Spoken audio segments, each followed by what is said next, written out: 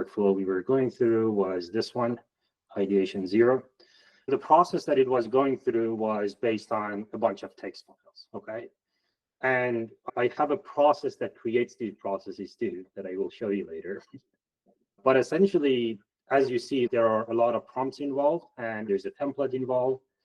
And this is the main process that it was executing. And somebody wrote in the chat that they liked that it gave me a to-do list, but that to-do list existed because of this file. It can create to-do lists, but essentially, I told it very specifically what kind of to-do I want, and I asked it to just build in more to-do items along the way. But this is my ideation 0 workflow, right? This is a YAML file. It might look scary if you haven't interacted with YAML files. It's really just things, colon, explanations. That's really it. You can ask ChatGPT or any tool you use to write files like this for you. And this is all the steps that we were going through. Step 1 was capturing the impulse. Step 2 was the why ladder. It kept pushing for why do you want to do this. Step 3 is the divergence, like how else can you do it? Then it will essentially create a report of the conversation with asking a bunch of more clarification questions. At the end, it picks up a template. And this template tells me exactly what kind of report I would like it to write for me. And it captures all of the conversation in that report, etc., etc.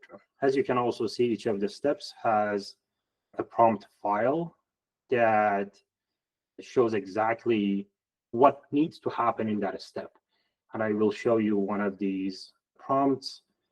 This is one of these prompt examples. So this is very structured. And again, I have another document that explains how I would like my workflows to be created. Somebody is asking if I will share these files. I will share them 100%. I will put them on a Slack, maybe like a couple of examples that you can use.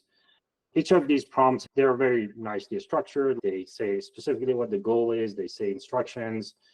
They say common patterns to look, etc., etc. And all of this, LLM has written this. I ran another workflow like this that I explain exactly how I would like this to happen, what my concerns are, what my assumptions are. So all of these are mostly LLM-written prompts. I usually go in and adjust them and fine-tune them, but they're like 90% good because of the workflow that I run to create them. So essentially, as you can imagine, all of these step prompts are similar to that. And the template is an MD file that has clear instructions about what the sections are, what information we want to capture, and blah, blah, blah. All of these things are very concretely documented. Obviously, this template is to some extent for human readability purposes.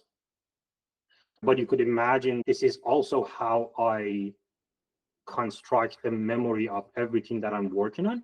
Because if I go through this ideation 0 problem, let's say in a week, I come back and want to pick it up and do something about it. Relying on the memory of Claude Code itself is going to be very bad because it has to compress the memory, it doesn't know what is important to you and all of the above.